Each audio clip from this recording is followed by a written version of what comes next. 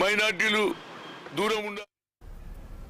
పెద్దపల్లి జిల్లాలో సన్నరకం వడ్లకు బోనస్ సొమ్ము 8,46 లక్షల రూపాయలను రైతుల ఖాతాలో జమ చేశామని ఆ జిల్లా అదనపు కలెక్టర్ డి వేణు తెలిపారు. ధాన్యం అమ్మిన 48 గంటల వ్యవధిలోనే బోనస్ జమ చేస్తున్నామన్నారు.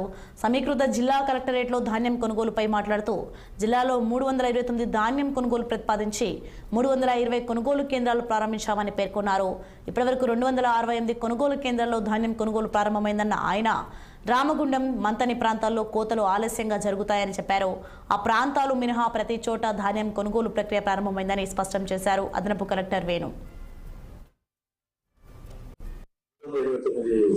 సెంటర్స్ ప్రపోజ్ చేస్తే ప్రస్తుతం 320 సెంటర్స్ ఓపెన్ చేయడం, 268 సెంటర్స్ ప్యాడీ ప్రొక్యూర్మెంట్ పర్చేజ్ చేయడం మా జిల్లాలో మొత్తం. ఎందుకంటే మన జిల్లాలో ఎక్కువ ప్యాడీ వస్తుంది, మీకు తెలుసు ఆల్రెడీ. రామగుండం, పెద్దపల్లి, సుల్తానాబాద్ ఏరియా మొత్తం, జూపల్లి, ఎగ్గడి, మంత్రి సైడ్ మొత్తం చాలా ప్యాడీ వస్తుంది. మంత్రి చివరిగా వస్తుంది ప్యాడీ ప్రాడక్ట్స్.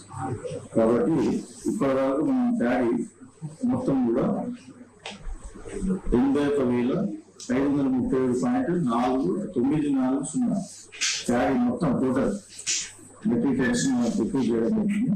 మొత్తం ప్యాడీ యొక్క వాల్యూ మొత్తం 189 కోట్ల